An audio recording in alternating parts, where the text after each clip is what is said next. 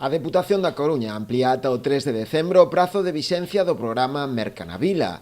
A decisión atende así ás peticións formuladas por varios concellos, entre eles os de Noia e Boiro, e a Federación Galega de Comercio, que recolle as demandas das asociacións locais, debido ao éxito da iniciativa. Seguimos, tanto Noia como Boiro, liderando ese ranking a nivel provincial, pois para nós é unha satisfacción, non? Que os nosos comerciantes aumenten o número de ventas con ese tipo de iniciativas, non? Eu desde aquí quero darlle as gracias á Diputación e personalmente ao presidente da Diputación por este tipo de iniciativas, porque o comercio o ven moi ben, non? Segundo explicou o rexedor boirense, neste tempo descargáronse uns 80.000 bonos e as vendas superan xa os 9,6 millóns de euros. Os datos están aí encima da mesa.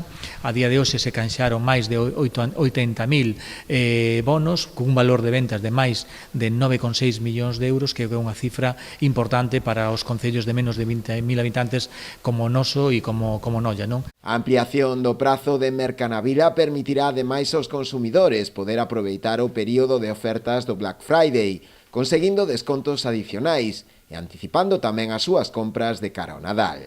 Os usuarios teñen de prazo ampliado ata o 3 de decembro para descargar o bono de 100 euros na web mercanavila.gal.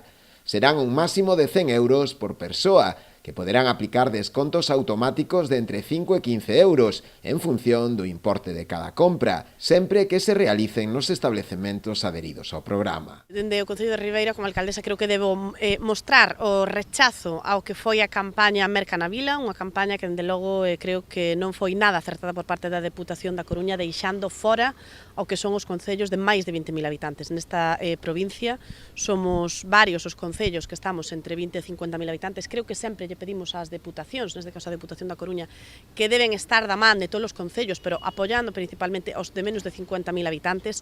Dende logo, creo que é unha discriminación para o noso tecido comercial, para os nosos comerciantes, e así o viviron, ademais, nas súas propias carnes, non? Como xente de Ribeira, pois si a mercar aos concellos veciños en detrimento do que era a baixada de ventas aquí nos primeiros fines de semana dese bono Mercanavila.